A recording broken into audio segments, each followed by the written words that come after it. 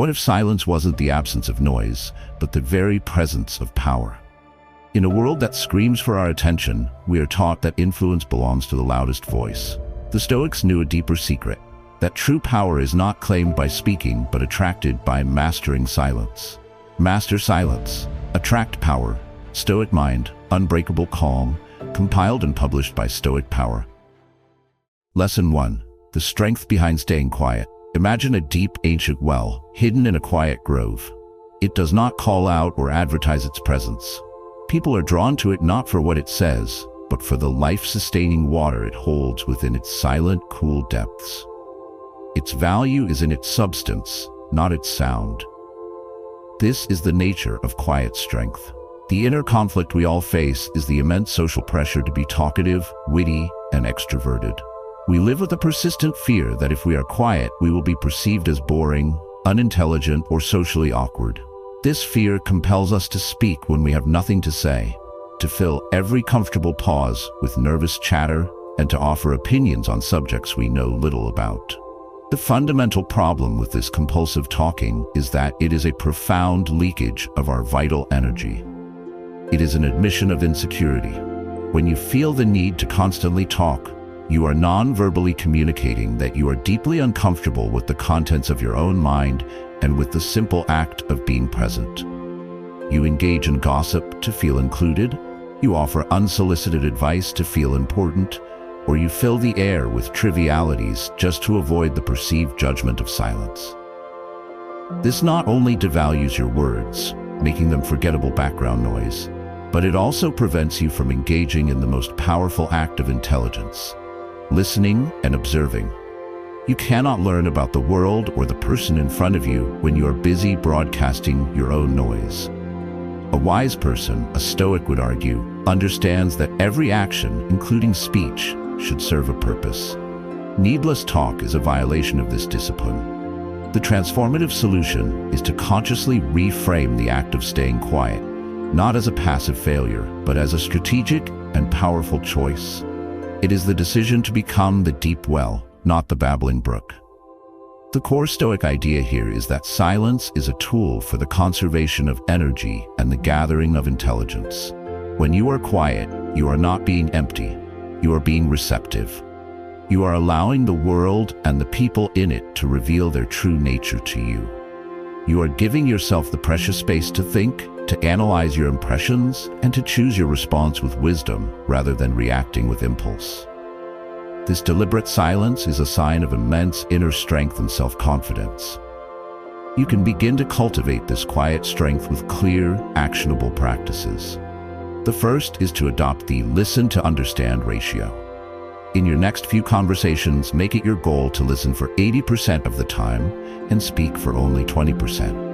Your primary mission is not to respond, but to understand the other person's perspective so completely that you could articulate it for them. The second practice is to apply the "is this necessary" filter. Before you speak, especially in a group setting, quickly ask yourself, does this need to be said? Does it need to be said by me? Does it need to be said by me now? Often the honest answer is no. Letting the impulse pass is an act of strength. The benefits of embracing quiet strength will transform your interactions. You will be seen as more thoughtful, wise, and mysterious. People will lean in when you do speak, knowing that your words are chosen with care and therefore have weight. You will conserve immense amounts of mental energy, freeing you from the exhaustion of social performance. You will become a far better judge of character, as you will be observing people's actions more than you are being distracted by their words. You will feel a new sense of calm and control in social situations. Your practice exercise for this lesson is to have one conversation today where you intentionally let a comfortable pause hang in the air for an extra 3 seconds without rushing to fill it. Simply observe what happens, both in you and in the other person. This quietness is not just an external behavior. It is the first step toward turning silence into a formidable source of inner power. In our next lesson, we will explore how to make this transformation. If you're ready to explore the strength and stillness, please like this video. Lesson 2. Turning silence into inner power. Imagine a vast solar panel. sitting silently in the sun. It makes no noise, it performs no visible action, but with quiet efficiency, it is constantly absorbing the powerful energy of the sun and converting it into a stored, usable power that can light up a city when night falls. This is the process of turning external silence into internal power. The inner conflict we face is a deep-seated fear of being alone with ourselves in silence. We experience silence as boring, empty, or even anxiety-inducing. The moment we are alone, we reflexively reach for a distraction: our phone, a podcast, music, television. We do anything to avoid the perceived emptiness of a quiet mind. The problem with this constant avoidance of silence is that it prevents us from ever truly knowing ourselves. We become strangers to our own inner worlds. We are so accustomed to the constant influx of external noise that the sound of our own thoughts becomes foreign and intimidating. We never learn to differentiate between our own inner wisdom and the echo of the last opinion we heard. We lose the ability to focus deeply, as our minds are trained to crave constant, shallow stimulation. Without the practice of silence, we cannot build the inner resources needed to withstand life's storms. We have no stored power. When the external lights go out, we are left in complete darkness. The transformative solution is to begin treating periods of silence as your personal training ground, your sacred laboratory for building inner power. Silence is not an emptiness to be feared. It is a space to be filled with your own conscious attention. The core Stoic idea is that the mind is a muscle that must be exercised. Silence is the gymnasium where this exercise takes place. It is in silence that you can practice observing your thoughts without judgment, as a scientist observes data. It is in silence that you can examine your impressions before they become emotional reactions. It is in silence that you can have a conversation with your own hegemonicon, your ruling faculty, and align your life with your deepest values. Silence is where you transform the raw energy of awareness into the focused power of a Stoic mind. You can begin this transformative practice with small, consistent rituals. The first is to schedule a silence ritual. Start with just 5 minutes a day. Find a quiet place, set a timer, and simply sit. No phone, no book, no music. Your task is not to empty your mind, which is impossible, but to simply observe the flow of your thoughts without getting carried away by them. When you notice your mind has wandered, gently and without judgment, bring it back to the awareness of your own breath. The second practice is the silent walk. Go for a walk without any audio input. Instead, focus all of your attention on the physical sensations of walking, the feeling of your feet on the ground, the air on your skin, the sounds of the world around you. This pulls you into the present moment and quiets the inner chatter.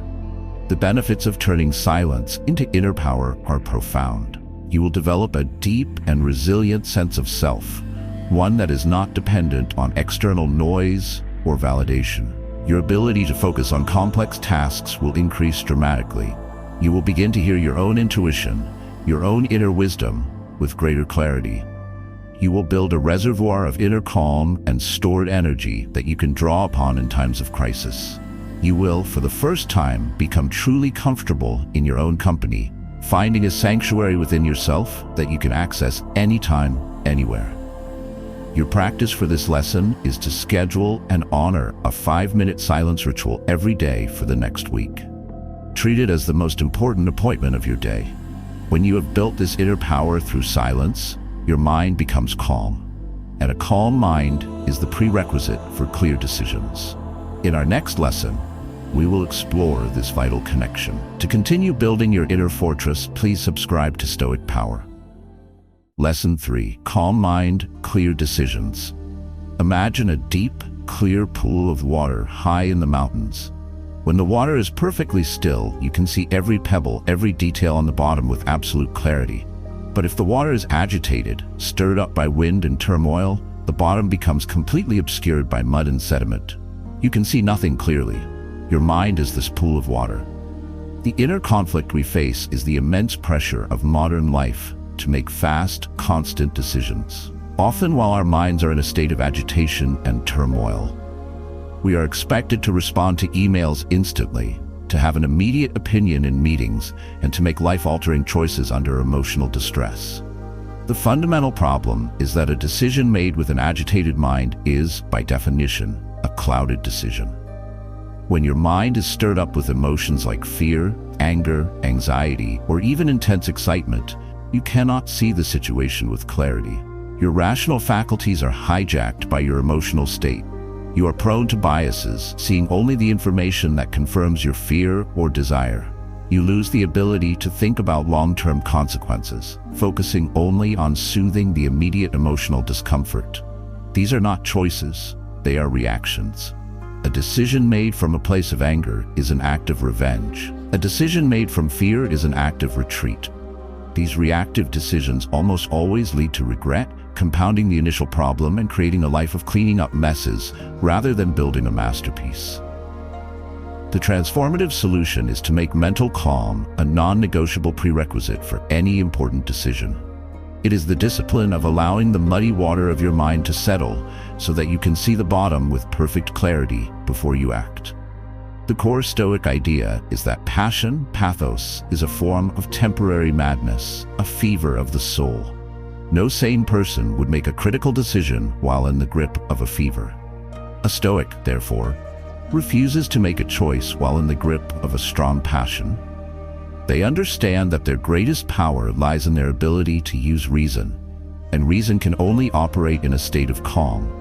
They put a deliberate space between the emotional storm and the act of decision, ensuring that their choices are guided by wisdom, not by turmoil. You can begin to implement this practice of clear decision-making with two powerful strategies. The first is the decision quarantine. For any non-urgent but important decision, give yourself a mandatory quarantine period. 24 hours is ideal. During this time, you are forbidden from making the decision. Your only job is to allow your initial emotional reaction to subside. Often, by the next day, the path forward will be obvious in a way it couldn't be in the heat of the moment. The second strategy is emotional decanting. This involves journaling. When your mind is full of emotional turmoil, take out a pen and paper and pour all of it onto the page. The anger, the fear, the confusion, without censorship. This process decants the emotional sediment from your mind, leaving you with the clear liquid of rational thought. The benefits of making decisions from a calm mind are immeasurable. You will dramatically reduce the number of regretful choices you make in your life. You will build a deep trust in your own judgment, knowing that it is based on clarity, not chaos. You will become known as a person of wisdom and foresight, someone whose decisions are sound and well-reasoned. You will navigate the complexities of life with greater ease and confidence, building a future based on deliberate, intelligent choices rather than chaotic reactions. Your practice for this lesson is to identify one decision you are currently facing. Put it in a 24-hour decision quarantine. Use that time to calm your mind and notice the clarity that emerges. A calm mind not only leads to clear decisions, but it also projects a powerful composure that commands respect. In our next lesson, we will explore this aspect of Stoic mastery. Let us know in the comments how you find clarity before making a big decision. Lesson 4. Composure that commands respect. Imagine a veteran bomb disposal expert faced with a complex device and a ticking clock. The pressure is immense, the stakes are ultimate, yet their hands are perfectly steady, their breathing is slow and even, their movements are precise and economical. Their profound composure is not just an internal state, it is a powerful, radiating force. It inspires confidence in their team, it allows their mind to work at its highest capacity, and it is the single most important tool they possess. This is composure as a form of power. The inner conflict we face is that in our own moments of pressure, a critical presentation, a confrontation, a financial crisis, our composure shatters. We become flustered, defensive, and visibly anxious, leaking our power away. The problem with a lack of composure is that it is a non-verbal broadcast of weakness and a lack of control. When you lose your cool, you are communicating to everyone around you that the situation is bigger than you are. Your agitated voice, your tense body language, and your nervous energy create an atmosphere of doubt and instability. It makes others question your competence and your leadership. Even if your ideas are brilliant, your lack of composure will cause people to lose faith in your ability to execute them. You cannot command the respect of others if you cannot first demonstrate command over yourself. A lack of composure is an abdication of your authority. The transformative solution is to train your composure as a deliberate skill, to make your outward calm and stillness so resilient that it remains intact regardless of the pressure you are under. It is the practice of becoming the bomb disposal expert in the high-stakes situations of your own life. The core Stoic idea is that composure is the physical evidence of your philosophical training. It is the visible sign that you have internalized the dichotomy of control, that you are focused only on your own actions and responses, not on the uncontrollable external events. This composure is not a fake mask you wear to hide your fear. It is the genuine radiance of a mind that has found its anchor in reason and virtue. This authenticity is what commands instant and deep respect. You can forge this unshakable composure through two distinct but related disciplines. The first is the discipline of the body. Your physical state is the control panel for your mental state. When under pressure, consciously practice maintaining a posture of calm authority. Keep your spine straight, relax your shoulders down and back, and unclench your jaw. Most importantly, slow down your movements. Unhurried, deliberate gestures signal supreme confidence and control. The second is the discipline of the mind. Before entering a situation you know will be stressful, practice premeditation malorum, the premeditation of evils. Visualize everything that could go wrong. Imagine being challenged, criticized, or failing. By facing these scenarios in your mind beforehand, you desensitize yourself to the shock, allowing you to maintain your composure when they actually happen. The benefits of developing this level of composure are extraordinary. You will be seen as a leader, a rock of stability that others can depend on when things get tough. You will find your own stress levels plummet, as you will no longer be adding your own inner panic to external pressures. You will perform at your best when it matters most, able to access your rational mind even under fire. You will command a level of respect that is given freely, not demanded, because people are naturally in awe of someone who can hold their center in a storm. Your practice is to pick one upcoming stressful event. Before it occurs, take 5 minutes to visualize yourself moving through it with perfect, unhurried, and steady composure. Rehearse your calm. This powerful composure is a key component of a larger quality, a presence that is felt without the need for speech. In our next lesson, we will explore this silent presence. If you're ready to become an anchor of calm, please subscribe to the Stoic Power channel. Lesson 5. Presence without needing to speak. Imagine a great silent lighthouse standing on a rugged coastline. It does not shout warnings to passing ships. It does not sound a horn. It simply is. Its steady, powerful, and silent presence is the warning. Its beam is the guide. Its very existence commands the attention and alters the course of mighty vessels. This is the nature of a presence that doesn't need to speak. The inner conflict we experience is the belief that to have presence, to be felt in a room, we must be actively performing. We believe we must be the witty conversationalist, the energetic storyteller, or the one with the loudest laugh. We feel that if we are not actively projecting, we are invisible. The problem with this belief is that it makes our presence conditional and exhausting. It is dependent on our constant performance. The moment we stop talking, stop entertaining, stop being on, we feel our presence and our value evaporate. This is a fragile way to exist, and it prevents us from developing a deeper, more authentic form of presence. It is the presence of a performer, not the presence of a leader. A performer needs an audience and applause. A leader needs only their own centered being. Furthermore, this need to constantly speak and perform prevents us from truly connecting with others, as we are too busy with our own broadcast to receive their signal. The transformative solution is to cultivate a quality of presence that is so grounded, centered, and focused that it becomes a palpable energy field, felt by everyone in the room without you needing to say a single word.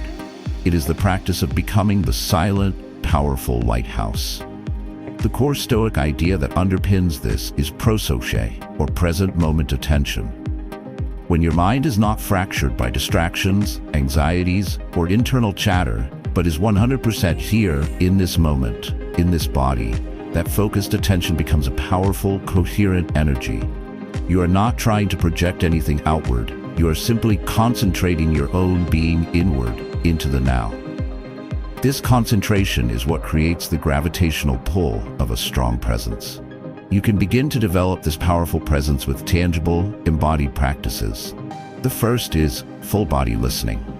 The next time you are in a conversation, don't just listen with your ears, listen with your entire body. Feel your feet firmly planted on the floor. Feel your posture, upright and engaged. Direct your entire physical awareness toward the other person. Make your focused attention a tangible gift you are giving them. They will feel it on a level deeper than words. The second practice is to eliminate leaky energy. When you are in a group, resist the urge to check your phone, to scan the room, or to let your mind wander. Keep your attention and your energy contained and focused on the present interaction. This containment builds the potency of your presence. The benefits of cultivating this deep presence are immense. You will find that you command attention and respect without having to fight for it.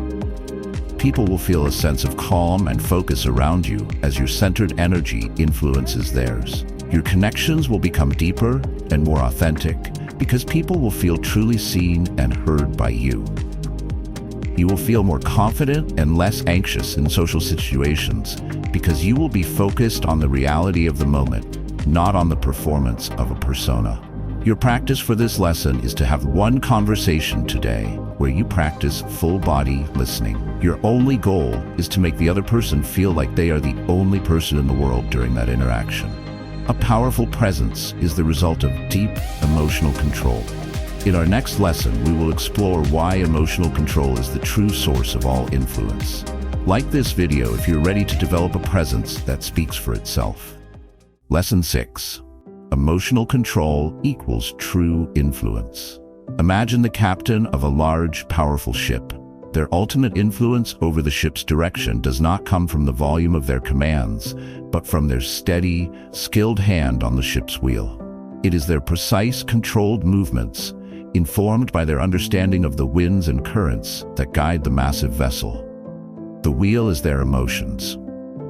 The inner conflict we face is the belief that influence comes from outward displays of passion, from rousing speeches, from emotional appeals, or from forceful arguments. We believe that by showing more emotion, we can persuade more effectively. The problem is that while passion can create a momentary effect, it is not a stable or reliable source of influence.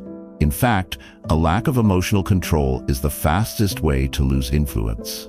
When you are ruled by your emotions, you become predictable. An angry person can be easily manipulated by anyone who knows how to provoke them. An anxious person can be controlled by anyone who offers a false sense of security. Your emotional reactivity makes you a puppet, not a leader. The person with the least amount of emotional control in any interaction is always the one with the least amount of power, because their decisions are being made by their fleeting feelings, not by their rational mind. The transformative solution is to fully embrace the Stoic understanding that true, lasting influence is a direct byproduct of emotional control. The person who can maintain their inner calm, their objectivity, and their rational mind in the face of provocation, pressure, or chaos is the one who holds the true power. Their influence is not based on manipulation or emotional theatrics, but on the undeniable strength of their self-mastery. Others instinctively defer to this strength.